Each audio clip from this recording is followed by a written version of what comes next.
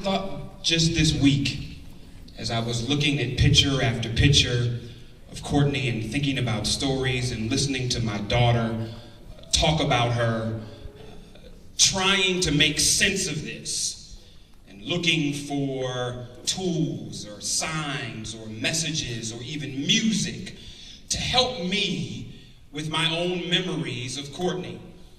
And as I looked for things to help me make sense, I couldn't find it from any contemporary music. For Beyonce just couldn't write the prose. Rihanna just doesn't have the experience. No one else on the radio, Jonathan, seemed to be able to capture who Courtney was. And so I realized, as we do so often, that sometimes you just have to go back a little bit. And Pastor, I was reminded of someone by the name of Mahalia Jackson, who sang, "If I could help somebody as I pass along, if I could cheer somebody with a word or a song, then my living would not be in vain." And as we reflect on Courtney, that's who she was.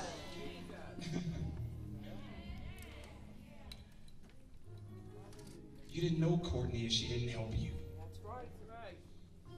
You couldn't be around her even for a moment, for a second, for an hour, for a millisecond, without her offering to do something that you didn't even know you needed. When I think about who she was to my family, the sister she was to my daughter, and as I traveled the highways and byways, if ever there was a message that Madison and Miles are with Courtney, there was never anything to worry about.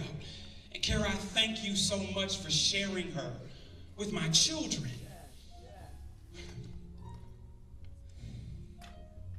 The example she was to my daughter. When there's so many young ladies that don't know how to be an example because nobody has been an example to them. If I could help somebody as I pass along, if I could cheer someone with a word or a song, then my living would not be in vain. We have to understand that she was taken sooner than we thought, but she was here exactly as long as God planned. And that her life was not in vain, for she helped you and she helped me and she cheered you and she cheered me, so her living was not in vain. She helped those in the youth ministry and she helped those in Poly and she helped those in her family and she cheered those at Frostburg and she ministered to those on the street and she inspired those that she came in contact with. Her living was not in vain. And so as we reflect on Courtney, we were not better when she was with us. We were better because we knew her.